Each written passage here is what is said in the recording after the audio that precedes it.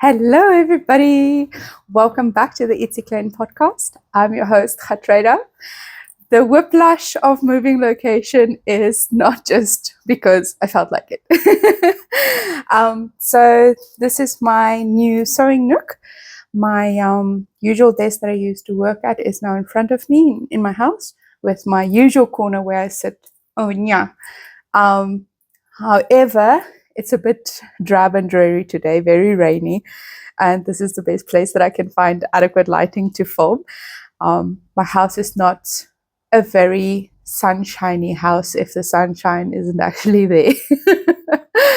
But yeah, so this week as well, I spent most of my time sewing on this beautiful thing. So this is the front of the bag, and this is the back of the bag. So this pattern is called Incomplete Stitches.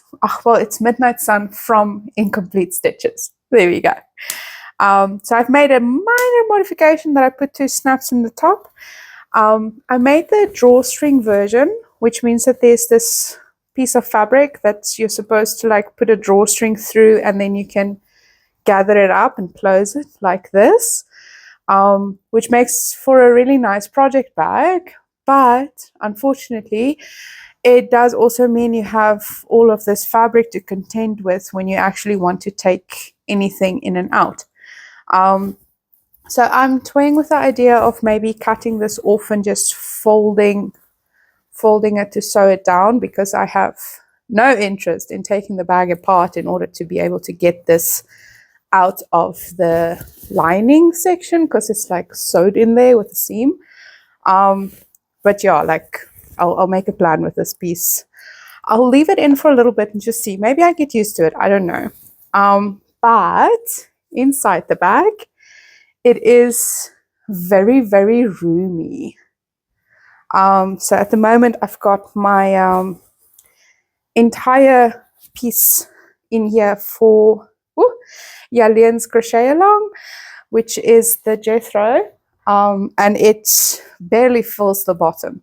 So on the inside, I hope you guys can see, there is a side pocket. I'm probably making noise on my mic here. I'm sorry.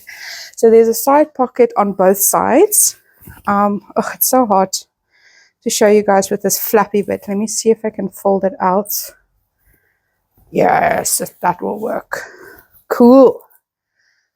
Okay, so in the one half, you have the same sort of half circle motif for 2 side pockets. And then in the other half, you have just a flat square with 3 dividers to have side pockets over there. Cool. There, you guys can see nicely now.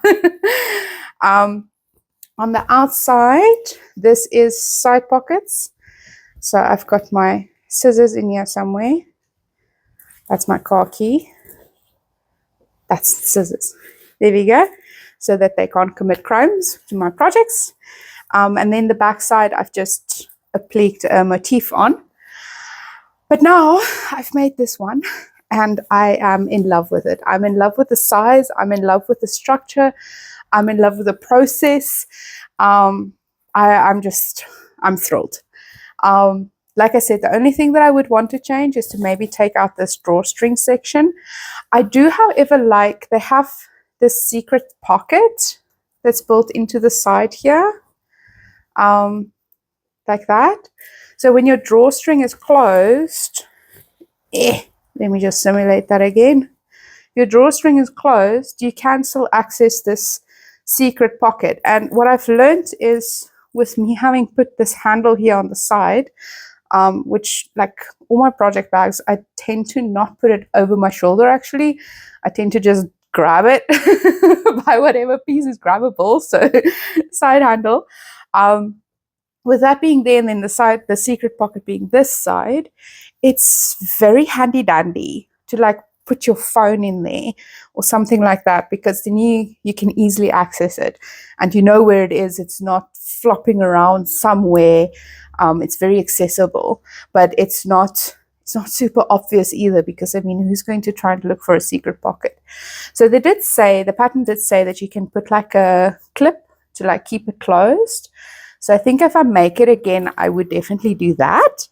But yeah, well, I say if, when, which is today. I'm going to start another one today. But yeah, like, I'm loving it. The front I've done with, it's 2-inch hexagons, and I'm so in love with it. So the quilting pattern that I used on it is just meandering, and you'll notice at the bottom the quilting like stops. It's because of how the bag pattern is designed, where the inside pockets, you can see they only go to here, the inside pockets, because like the lining is a little bit shorter than the like body of the bag, and the design reason for that is so that you don't have a situation where you have extra bulk in these box seams, because they can get quite tough. But now the end result is that you need to be able to flip up the top, sew that bit down, and that means you can't quilt over it, obviously, because otherwise it's not going to be sewed down properly. So I think what I'll probably do when I make this again is I'll elongate that so it goes all the way down, because I would rather deal with the bulk in the box seams than with the quilt not going all the way down, because yeah, design wise it's irking me a little bit. This little guy, I've done an embroidery of this guy. It was way back. I was still living in the cabin in Centurion, so that was probably 2019, maybe early 2020 that I did this. And it was just hanging around waiting for its perfect opportunity to shine, and here it is. But yeah, the other change that I would like to make is to make the base just a little bit wider. So you can see it's, quite frankly, it's a perfect width if it's a handbag, which is what this is ultimately. It's a perfect width if it's a handbag, and like, if I were to use this as a handbag, I wouldn't change a thing. But I think that because I want to use it as a project bag, I'll probably make the base a little bit wider. So that does mean a little bit of mathematical changes, because your wrap around here needs to then be elongated, which means that your inside pockets need to be elongated. And you got to change quite a few things.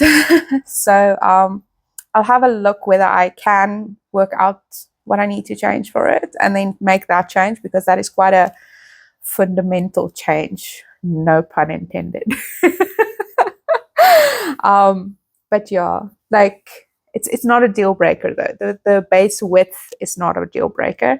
It's definitely still a big enough bag for sweater quantity, even borderline blanket quantity, unless you make like a queen size cotton bag or something like that, a cotton blanket. But yeah, I am, guys, I'm so in love with this. I'm in love with the process. I'm in love with what I had to do to get it done. The creativity of putting things together, working out what goes where, the new techniques with the quilting. It was piles of fun. And I definitely want to do it again. So my next one, I'm going to do in hues of navy and blue and cream. Ooh. So I've got the base piece of fabric here.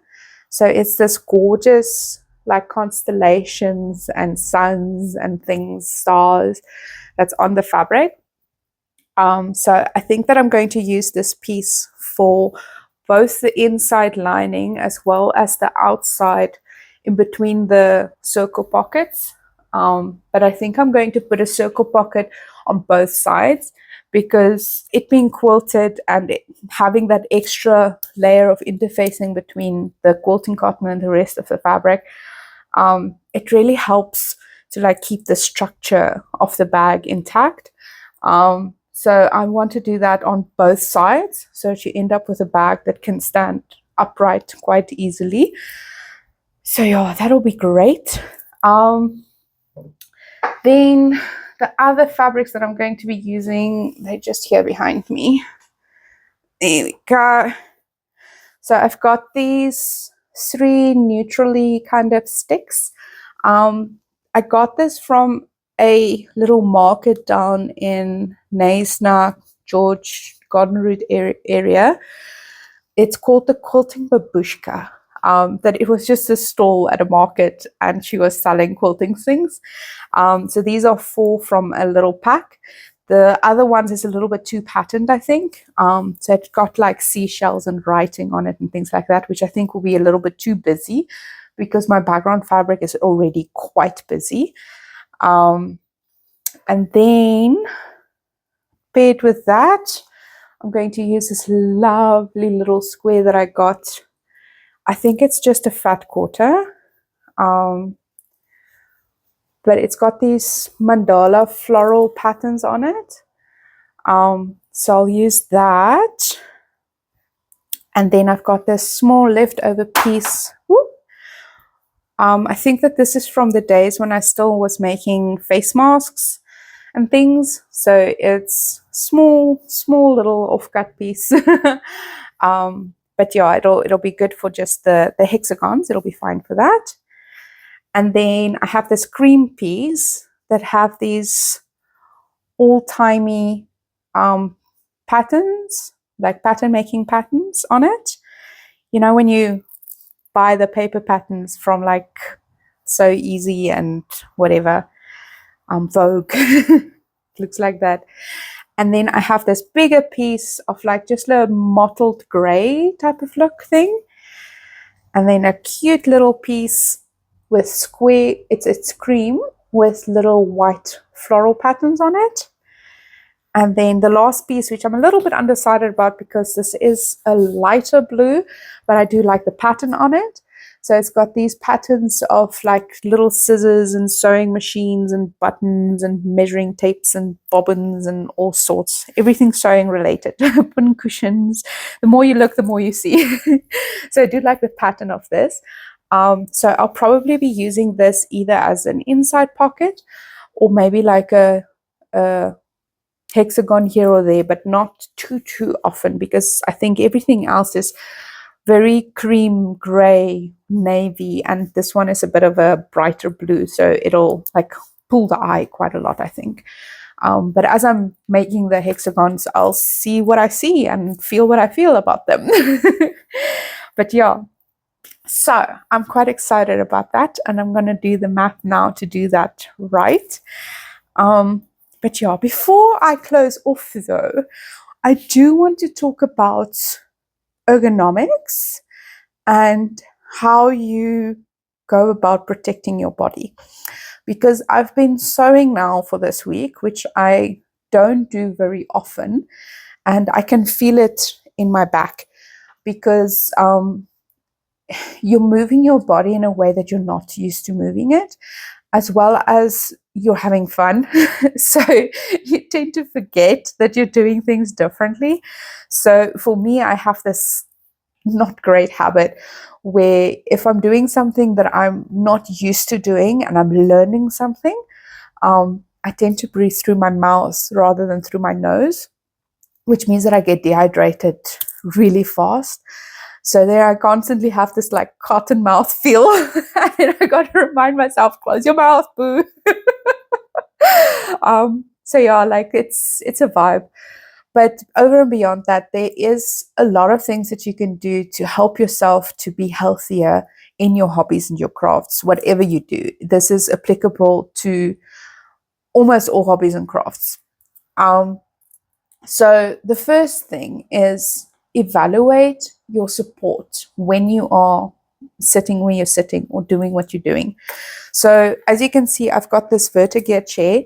So it does have lumbar support optional, but I don't need lumbar support so much because for my core to actually be engaged, my back need to be not pushed forward, but pushed back a little bit. So when I have the lumbar support, it does more harm than good actually. But the benefit of it is that it has adjustable side thingies. So when I'm working or sewing, I can work out how high I need them for elbow support if I'm doing something, which incidentally, this is also my working chair. So this is the position usually for when I'm typing, so that my elbows are not just flapping around and my wrists are not anchoring down on my desk so that I can type, that they're actually hovering. The other thing is your knees and your feet. So that I know a lot of people craft on their couches. So this is not necessarily something to think about that much, but if you're not on a couch, you need to have 90-degree angles as far as possible. So for me, I'm quite a tall lady, but my legs are not very long. Like my torso is longer, and that's where my height comes from. So what ends up happening is when I sit on a chair and it's the right height for a desk, my feet are like, I need to like keep pushing up on my toes. So I have a kickstand in front where I type, and I'll get one for the side where I have the sewing machine as well for my other foot that isn't pressing the pedal, just so that you have that support under your feet, so that you don't end up having to put pressure on your ankles to lift your feet to sit comfortably, or having to push your thighs down, which then kills the blood supply in your feet because you've got veins running at the back of your thighs, right? Then when it comes to like sitting and looking at things, something that a lot of us do is that we like do the prawn stance because you're curling forward and over because you're trying to see your work that's on your lap, right? This is actually very unhealthy for your upper back and super unhealthy for your neck. So a better way to do is to rather sit back and lift your work up so that you can just tilt your head slightly.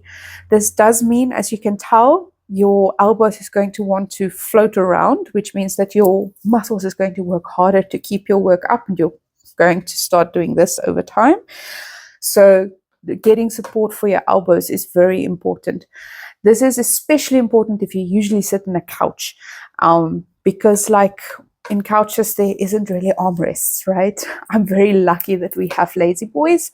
So I have nice high armrests on either side. And for me, it's not that big of a problem. But if you have a couch that doesn't have arm support, what you can get is one of those lovely pillows that I think it was Anna Patat that sold them, that you can put around your body, and then you basically lift your work up to work on top of the pillow with your arms nicely supported. In doing that, you might need to pay attention to how the adjustment of the angle changes the adjustment in your wrists when you're working. Because if you're used to working like this and now you're trying to work like this, you might find that your wrists start overextending either way, right? So pay attention to try and keep your wrists as straight as possible, because that is where most of your repetitive strain injuries comes from, is when you're doing an action with your wrists overextended either direction. It will cause a repetitive strain injury here or here when you are putting strain with your joint overextended, right? So try to keep it straight as possible. Beyond that, the biggest tip that I can give you guys, which has been life-changing to me, is when you're knitting or crocheting, you're making small movements. So in your mind, you're thinking, I should use my small muscles. I should rather like move like this with your wrist constantly flicking so that you don't use your big muscles because you're making small movements. However, that can also cause a repetitive strain injury because you're constantly making the same movement. So repetitive strain injury comes from repetitive strain, doing the same thing over and over. So there's two ways to defend against it. The first way is to take breaks. Breaks is always recommended. I do not recommend to knit for the whole day straight, starting in the morning, ending in the evening, and not taking breaks. You need to take breaks. Every hour, hour and a half, stop for about 10 to 20 minutes. Do stretches to stretch out your tension that's building up in your muscles. I would even say go for breaks for longer. Typically what I do is that I work for about an hour, then I take a break for about 10 minutes, and then I work another hour, but then I'll take a longer break after 2 hours, right? The other thing is to pay attention to how you move, because just because it's small movements doesn't mean you only need to use your small muscles. You can use your bigger muscles to make small movements, but it does take practice and it does take time to build up that muscle memory, because when you're using your big muscles, it feels like you got to make big movements, and to train them to make small movements like that is a little bit harder. But it's doable. So when you work again, pay attention to what you're moving, what muscles you're using. Try to see if you can use like maybe your shoulder to move your entire arm, or your upper arm to move, to make the crochet stitches or the knitting stitches, because you're just moving back and forth, and then your hand needs to make the small adjustment to be able to grab your yarn and pull it through. Try it out, see whether it makes a difference. The difference for me has been that I got a repetitive strain injury with crochet about, I think it was about a year and a half ago now, where I was doing a cotton blanket and I was like just going at it. But what I ended up doing is, because I use knife grip, I ended up twisting my wrist a lot and then pulling with an overextended wrist a lot. So then I got a repetitive strain injury in my right hand so bad that I couldn't sign to get the medicine to make it better. I had to like take my left hand and like make an X, because that's all I could have done. And the pharmacist was giggling. I was not giggling. This was very traumatic for me.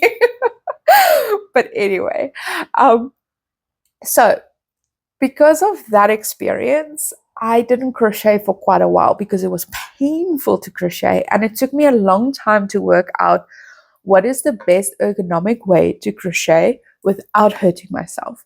So that is where I started using my big muscle to move and only turning my wrist in order to get the hook through. What I also do is I flick the hook between my fingers to go up and down rather than moving my entire wrist to make that movement. I know I'm very much over exaggerating here with trying to show you guys, but yeah, you get the idea. So it's now more of a flick type of movement. Actually, let me use this pen to demonstrate. It's more of a flick movement. So I flick to grab it and then pull back with my whole arm. And that is my way of crocheting now, rather than trying to like move my wrist to do that movement. So you can see it's a very similar movement, but now it's just flick and moving my big muscles, which has a lot less strain on my wrist, lot less. Side effect of doing that though is that I started paying attention to how I knit, because with knitting I was also moving my wrist a lot, and then I started trying to make my movements smaller while using my big muscles. And the end result was that my knitting speed actually increased, which is fascinating to me. So yeah, I knit about 53 to 60 stitches a minute now when I self-time myself, which is a lot, considering it also includes moving the stitches. But yeah, like that was interesting. So yeah, I think that's about everything that I wanted to talk about ergonomics about. The last thing is about, if you do sewing, pay attention to the height of your table, because you can also end up prawning over a low table. So yeah, either have your chair that can move up and down so that you can match the right height, or make sure that your table is the right height. So for cutting, I'm actually thinking about moving my cutting to be at a higher table, because I think that where it is now here is a little bit too low, but I haven't done a lot of cutting here yet. So I'm going to try and see how it works on my body, paying attention to your body while you're doing it, seeing whether you have pain or not, stopping when you have pain. Don't push through just because it's fun. Those are all very important skills to learn, because if you don't pay attention to these things, you won't be able to craft for a longer period of time. You're going to have to take big breaks to give your body time to recover. You'll come back and just hurt yourself again. So be safe, be kind to yourself, and pay attention to your body as you are having fun. So yeah, that's it for this episode. Thank you so much for watching. I really appreciate having you here. And yeah, have a great day. Bye.